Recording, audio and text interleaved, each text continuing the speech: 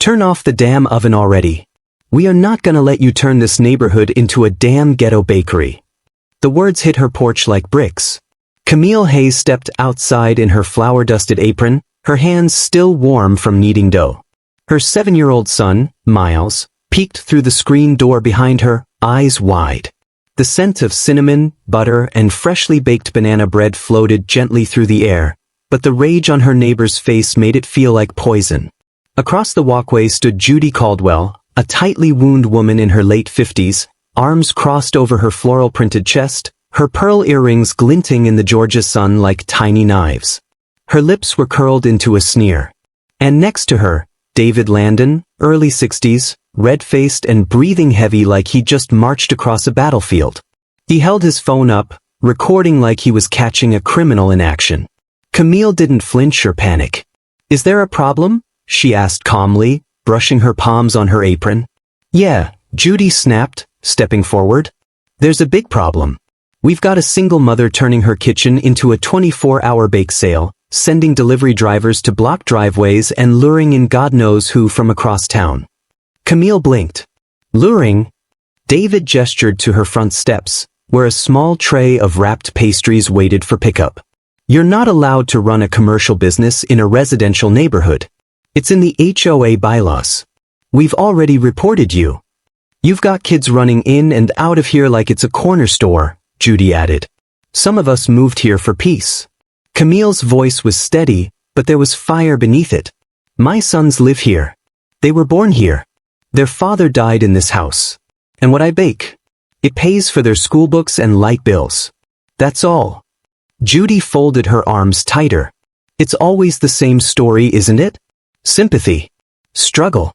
But no accountability." Camille took a slow step forward.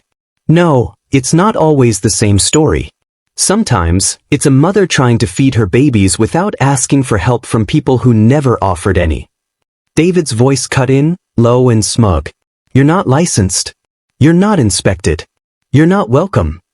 And just like that, Miles opened the screen door behind her and whispered, "Mama, what's going on?" Camille turned halfway, blocking him from view with her body. "It's nothing, baby. Go inside." Judy smirked. "Maybe if you had a real job, you wouldn't need to bake for scraps." Camille's fists clenched at her sides. Her heart pounded, but her voice remained steel. "You know what's funny?" she said. "You call what I do scraps, but every Sunday Ms. Ramirez from your church comes to my porch for a sweet potato pie and tips me extra because her daughter loves it." David's face darkened. "We're giving you official notice," he said. "You'll be receiving a formal HOA complaint within 48 hours. And trust me, if you don't shut this illegal operation down, we'll take it up with the city." Camille looked at him, then at Judy, then at the phone, still recording. "Go ahead," she said. "File your complaint. But when this is all over, don't forget this moment. Don't forget who you tried to humiliate in front of her child. And don't forget who stood here with flour on her hands and didn't flinch." They left. But the silence they left behind was louder than any slur. The door closed softly behind her. Camille leaned back against it, her chest rising and falling in quiet rage. Her kitchen still smelled like hope, warm and sweet and full of memory. But her hands trembled as she packed up the last of the loaves. Her eyes burned as she wiped the counter. This wasn't the first time she'd been underestimated. Or targeted. It was just the first time they came for her house, the last piece of Marcus she had left. She sat at the dining table, flipping through the HOA handbook they left on her doorstep like a threat. Highlighted passages. Circled clauses. Warnings. They were trying to bury her under bureaucracy, hoping she'd be too tired, too busy, or too broke to fight back. But what they didn't know. She had nothing left to lose, and a reason to win that came in pairs, Elijah and Miles. She opened her laptop. First tab, Home Bakery Laws in Georgia. Second tab, Black-owned real estate cooperatives near me. Third tab, How to form a legal food entity. She'd spent the last few years kneading dough in silence. Now she was done being quiet. And while Judy and David thought they were pressing her down, Camille was about to rise. Just like her bread. Camille sat in the soft glow of her kitchen at 2:14 a.m., the hum of the refrigerator the only sound besides the occasional crackle of cooling bread. The kids had been asleep for hours, their homework still sitting in neat piles on the corner of the dining table. Her apron was still tied around her waist, streaked with flour and cinnamon, but she hadn't baked in hours. She was reading, line by line, code by code, ordinance by ordinance, every zoning law in her district, every clause in the HOA's agreement, every loophole that might be the thread she could tug until the entire knot came undone. They thought she wouldn't know where to begin. They were wrong. In a worn spiral notebook, she had scribbled down things like cottage food law, permit for home bakery, non-commercial pickup only, LLC under same address, tax deductions, home business. She flipped to the next page and underlined the one phrase that lit something inside her chest. Zoning restrictions do not apply to registered cottage food operators producing under state limits for direct-to-consumer sales.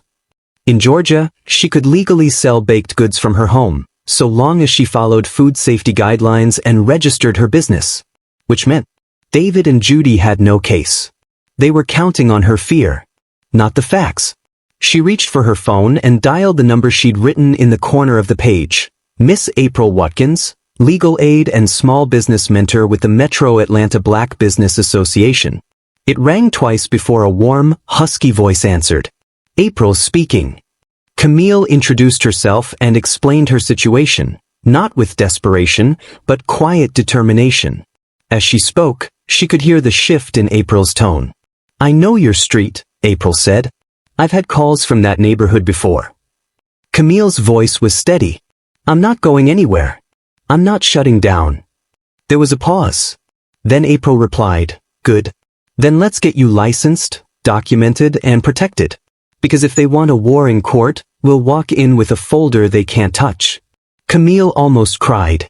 Not because she was weak, but because for the first time in months, she felt seen without having to scream. The next morning, the boys sat at the breakfast table, still groggy-eyed, eating scrambled eggs and toast. Can I help you bake today? Elijah asked between bites. Camille smiled. Not today, baby. Today, Mama's going downtown. Miles perked up. Are they gonna arrest those mean people? Camille paused, kneeling beside him. No, sweetheart. But we're going to make sure they can't take away our home. And that means we do this the smart way. The strong way. Like Daddy would? Elijah added softly. Camille nodded. Exactly like that. By the end of the week, Camille had registered Hayes and Sons Home Bakery as a licensed Georgia cottage food business, completed an online food safety course and printed the certificate, filed for an EIN and opened a small business checking account, and perhaps most satisfying, mailed a formal response to the HOA's violation notice, attaching proof of her compliance with Georgia state law. David Landon's name was bolded in the CC section. But that wasn't the end of it, because what April said next planted the seed that would flip everything. You ever thought about investing in property? She'd asked one afternoon as they shared coffee in her office. Camille shook her head. With what money? April chuckled. You'd be surprised. We've got a call. Black investors, doctors, teachers, barbers, single moms. We pool our money. We buy strategically. Then we rent or flip. And trust me, your neighborhood is on our radar. Camille leaned forward, her hands wrapped around her mug. My neighborhood? Yep, April said. Properties are undervalued now. But the city just approved a light rail expansion 2 miles down. That block's about to get real popular. People like Landon and Caldwell think they own it, but they're sitting on land they can't afford to maintain long-term. Camille looked out the window, mind racing. What would I need to get started? April smiled. Faith, paperwork, and the fire I already see in you. 2 months passed. Camille's bakery was thriving. Word had spread, quietly, efficiently, and now she had a regular stream of customers picking up bread and pies by appointment. She even created a tiny corner in her foyer with labeled shelves, business cards, and a chalkboard sign that read, Made with memory, priced with purpose. Elijah helped with labels. Miles helped with taste testing. And Judy and David? They weren't quiet, but they were getting louder in different ways. David began complaining at HOA meetings about rising property taxes. Judy had been seen arguing with a landscaper about cutting back this month. Camille watched from her porch, saying nothing, but noting everything. Then one evening, April called. "You remember those 3 properties the HOA president mentioned in the neighborhood report?" she asked. "Yeah," Camille replied, loading pies into her second-hand car. "One of them? A foreclosure. And the owners? Desperate. I think it's time we made a move." Camille's hand paused midair. "Wait, are you saying?" April's voice dropped low with delight. "I'm saying, Camille, how would you like to buy the house next door to David Landon?" Camille looked across the street at Landon's place. The perfectly trimmed hedges, the American flag swaying stiffly on its pole, the porch camera that still tilted slightly toward her door. She smiled. "I'd like that very much." The for sale sign went up on a Wednesday afternoon. It stood awkwardly in the front yard like a wounded soldier, rusted, sun-bleached, and slightly bent at the base. The house belonged to an older couple who'd quietly slipped into foreclosure after their son defaulted on a business loan and pulled them under in the process. Camille had only spoken to them once, years ago, when they asked if her boys could stop skateboarding too close to their driveway. Now their windows were boarded up, their lawn uncut. The shame of financial loss hung like humidity in Georgia's July heat. Camille stood on her porch with a paper plate of cinnamon rolls in her hand, watching a young white real estate agent hammer the sign into the ground. He didn't even look at her. That was fine. He would later. 2 days later, she was inside that house, not as a visitor, but as a buyer. April met her at the front door with a clipboard and a satisfied smile. "Let me introduce you to your new asset."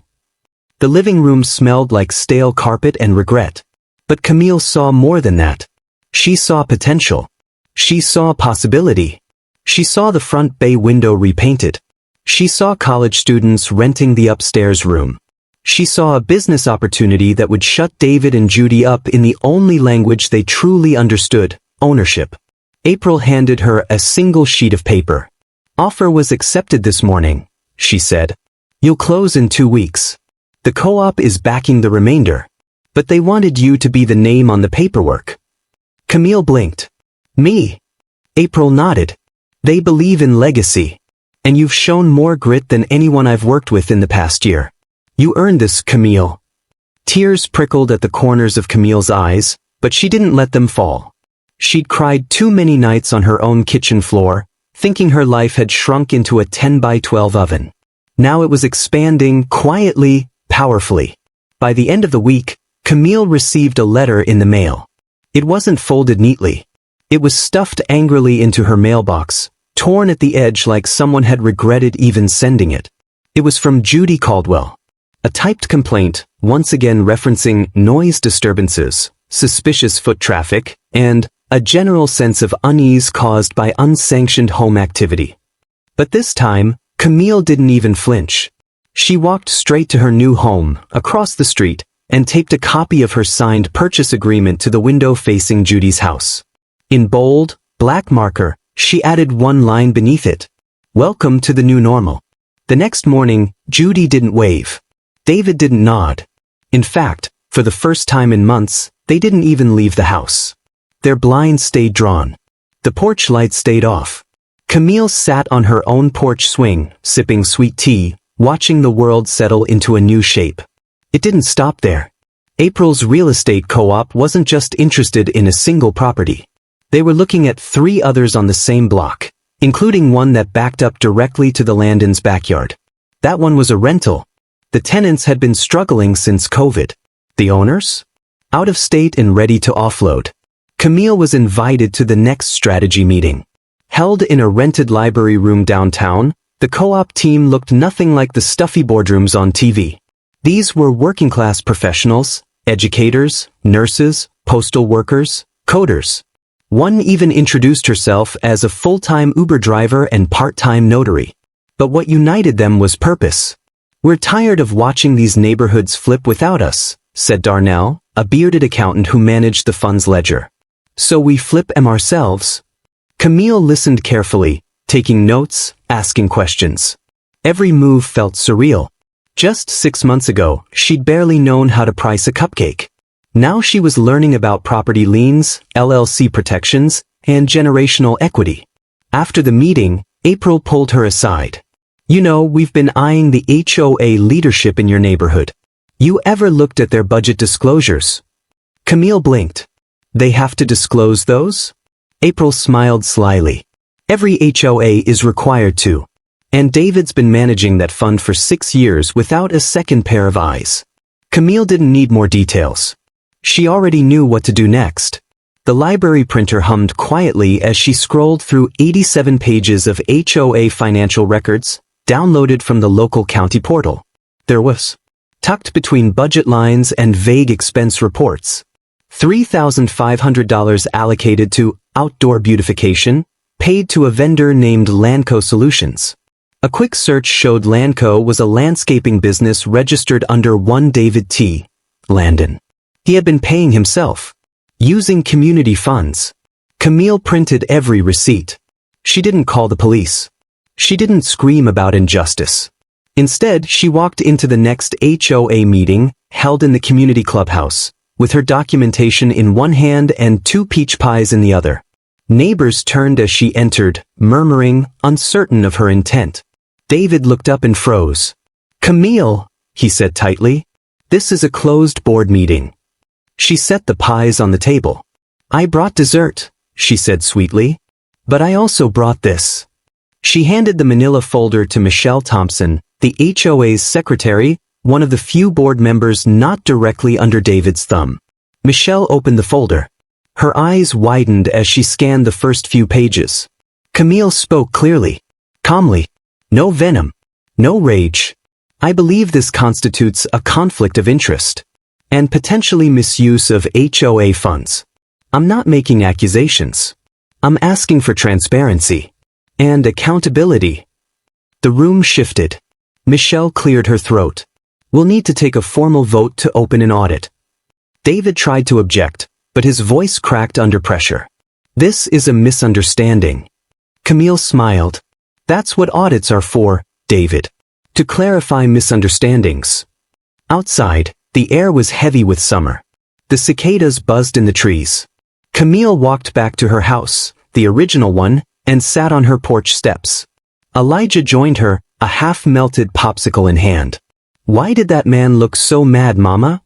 Camille chuckled softly. "Because people like him don't like when the rules apply to everyone." Elijah nodded, content with that answer. Camille watched the sun dip low behind the rooftops she now partially owned. She had started this war baking bread in silence. Now, she was flipping deeds and uncovering fraud, all with the same steady hands. The audit took exactly 17 days. Not that Camille was counting. But every morning, she marked a quiet X on the corner of her calendar with a red pen, right after breakfast and before rolling out dough. It wasn't an act of vengeance. It was a ritual. A reminder that time could serve the patient, and that truth, when given room, often rose like yeast. The neighborhood buzzed with quiet anxiety. The HOA newsletter, once filled with cheerful updates about block parties and lawn awards, had gone silent. Michelle Thompson, the board secretary who received Camille's envelope, had since resigned from her position, citing irreconcilable ethical conflicts. Behind closed doors, something was shifting. The email came on a Thursday.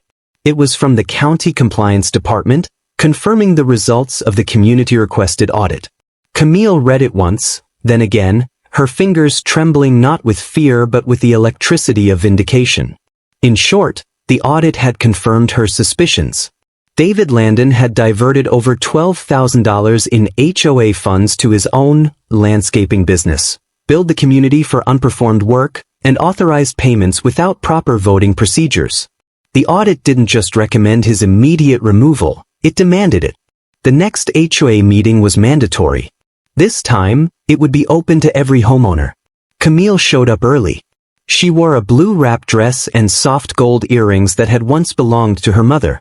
Her hair was pulled into a crown braid, and she held her head high, not with arrogance, but with the quiet dignity of someone who had endured the worst and still stood unshaken.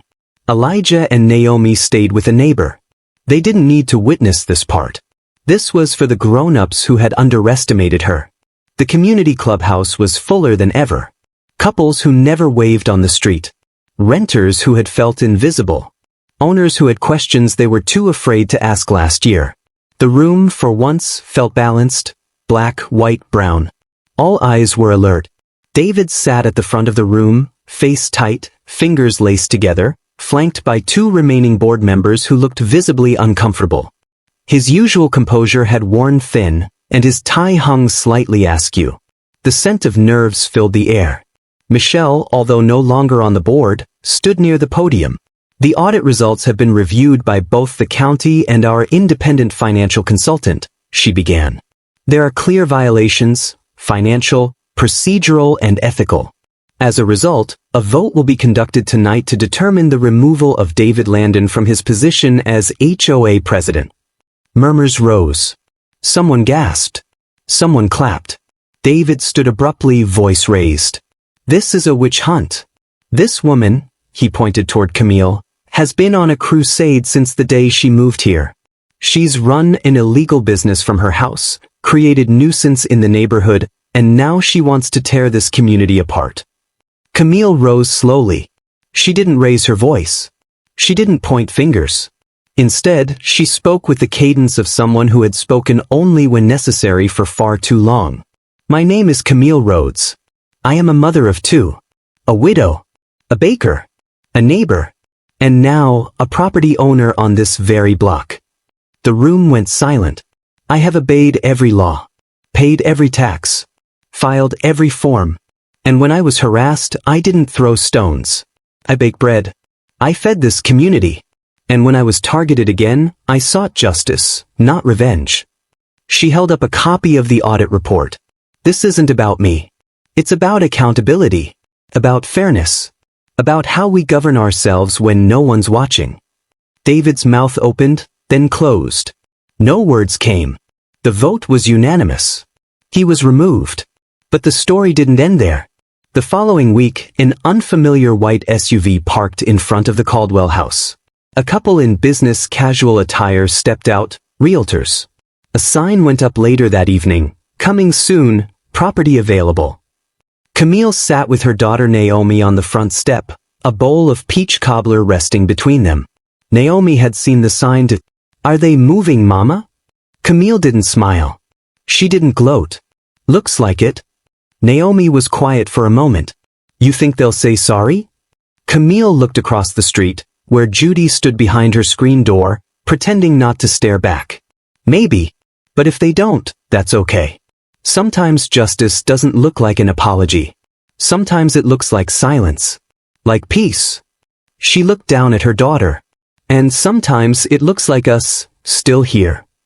By the end of the month, April called her again. "You're not gonna believe this," she said, half laughing. "Guess who just listed the duplex next to the rental you already co-own?" Camille didn't guess. David and Judy Landon. April paused. "Want it?" Camille leaned back in her chair. "Can we afford it?" "With your equity stake and the co-op's backing, yes. Especially if they're trying to get out quick. We can get it under asking." Camille didn't hesitate. "Let's do it." The closing took less than 30 minutes. The new deed was signed on a rainy Tuesday in a neutral office space downtown. David didn't attend. Judy sat at the far end of the table, eyes glassy, lips pressed so tightly together they were nearly white. Camille walked in quietly, umbrella dripping, clutching a manila folder under one arm and a simple bouquet of flowers in the other. Judy raised an eyebrow. "You think flowers will make this cute?" "No," Camille said, setting the bouquet on the table. "These are for the receptionist. She's been kind every time I've come here. Thought she deserved something." Judy flinched. The papers were signed without a word. Camille left with keys in her hand. That weekend, a moving truck pulled away from the Caldwell home. Camille watched from her kitchen, oven warm, arms dusted with flour. Elijah danced into the room with a note from a neighbor, thanking her for the banana bread she left on their porch. Naomi followed, balancing her science fair project. Outside kids laughed. Someone mowed their lawn. A block once divided by prejudice was now joined, slowly, imperfectly, by truth. Not everyone had changed. Not everyone had apologized. But the ground had shifted. And Camille had planted something stronger than bitterness, roots. Summer came to Atlanta like a quiet thunder, hot, relentless, and shimmering with possibility. For the first time in 4 years, the community flyer didn't come from the HOA's board. It came from Camille Rhodes. Printed in warm tones and sealed with care, the invitation read, "You're invited to the first annual Blossom Street Block Party. Hosted by the Rhodes family and friends. Food, music, fellowship, a taste of unity. All are welcome." At first, no one quite believed it. The same Camille who once stood silently on her porch as her neighbors sneered at her cinnamon rolls? The same woman who endured HOA fines and whispered gossip for running a home bakery? She was now throwing a party? But that was the point. Camille wasn't trying to erase what had happened. She was building something new on top of it. The weeks leading up to the event were a whirlwind of planning. Naomi painted signs and Elijah hand-delivered invitations door to door, often receiving hesitant but curious smiles in return. Camille coordinated with April and the cooperative to sponsor extra tents, folding chairs, and a stage for live music. Even the city chipped in with a permit for street closure and a sanitation crew. The morning of the event, Camille stood on her porch with a coffee cup in hand, surveying the street she once feared walking alone at night. Folding tables lined both sidewalks, dressed in checkered cloths and flower centerpieces. String lights zigzagged overhead. Smokers sizzled on grills, and speakers played soft Motown in the background. The smell of baked goods, roasted corn, and smoked ribs filled the air. One by one, families emerged from their homes, drawn by the music and the laughter. For the first time, color didn't define the cliques. Parents chatted while their children played. Longtime neighbors introduced themselves as if meeting again for the first time. Camille stood behind the dessert table, wearing her signature navy apron with Rhodes Bakery embroidered in cursive. Her pound cake slices vanished faster than she could cut them. Naomi manned the lemonade stand. Elijah helped the band set up. It was joy, simple and unfiltered. But it wasn't until the moment Judy Landon walked onto the street that the real shift happened. She wore no pearls. No smirk. Just a pale yellow cardigan and a plastic tub in her hands. People turned. Conversations paused. Even the music seemed to dim as eyes followed her across the pavement. She stopped in front of Camille. "I baked banana pudding," she said, eyes low. "It's not as good as yours. But I figured, maybe there's room for it." Camille looked at her for a long moment. Then she stepped aside and made space on the table. "There's room." It wasn't forgiveness. Not yet. But it was a beginning. They stood there, side by side, behind the dessert table. Judy said nothing else. Camille didn't need her to. As the sun began to set, Marcus, the local journalist who had quietly followed Camille's journey since the audit, approached with a small camera crew. "Camille," he said, gently, "would you mind saying a few words on camera? Just about what today means." She nodded. Standing on the makeshift stage, flanked by Naomi and Elijah, Camille looked out at the street filled with faces that once felt like enemies. Her voice was soft, but it carried. "I used to think survival was enough. That keeping quiet, working hard, and staying out of the way would protect me. But survival isn't peace. And silence doesn't buy justice." A hush fell over the crowd. "There was a time when some of you didn't know my name, or didn't care to learn it. I was just that woman with the kids or the bakery lady. But today, you've shared your tables. You've brought your children. And whether you realize it or not, you've started to change the story we all live in." She turned slightly toward Judy, who stood near the dessert table, watching with folded arms. Change doesn't happen all at once. It starts with someone telling the truth. With someone saying enough. With someone choosing to stand when it's easier to shrink. Camille took a breath. "I'm not here because I wanted revenge. I'm here because I wanted my children to see that they matter. That their mother's work matters. That no one should be made to feel small for simply trying to live." She looked out over the crowd, some with tears, some nodding quietly. This block party isn't about me. It's about all of us. It's about building something new, even on top of broken ground. A wave of applause rippled through the crowd. It wasn't wild or chaotic. It was steady. Honest. That night, Camille sat on her porch swing, barefoot, with a glass of sweet tea in hand. Naomi had fallen asleep on the couch. Elijah curled next to her, holding a half-eaten cookie. April called. "You did it," she said. Camille smiled. "We did it. You know the co-op wants you to speak next month, right? At the Real Estate Investor Summit. You're becoming kind of a legend." Camille laughed softly. "Let them tell whatever story they want. I've got dough to proof tomorrow." But inside she felt something shift. Not just peace but power. Months later, Blossom Street had a new rhythm. Camille now co-owned 3 properties on the block. 2 were rented to single mothers through the housing equity program she helped launch with April's guidance. The 3rd? She turned it into a small baking studio, complete with a classroom space where Naomi helped teach after-school baking lessons for neighborhood kids. David Landon never returned. His real estate license was under investigation. But Camille didn't follow the details. She had moved on. Judy, surprisingly, showed up every Thursday for baking class. She never stayed long. But each week, she brought something. Ingredients, napkins, a batch of muffins. Camille always made space. Not forgiveness, but space. This story wasn't just about a home bakery or a bitter HOA. It was about the resilience of Black motherhood. About dignity in the face of humiliation. About how small acts, kneading dough, raising children, showing up, can change the entire fabric of a neighborhood. If this story moved you, then share it. Let someone else witness Camille's victory. Leave a comment. Tell us about a moment when you or someone you know turned injustice into growth. And if you believe in the quiet power of standing your ground and rewriting the ending, then subscribe. Because stories like this? We're just getting started.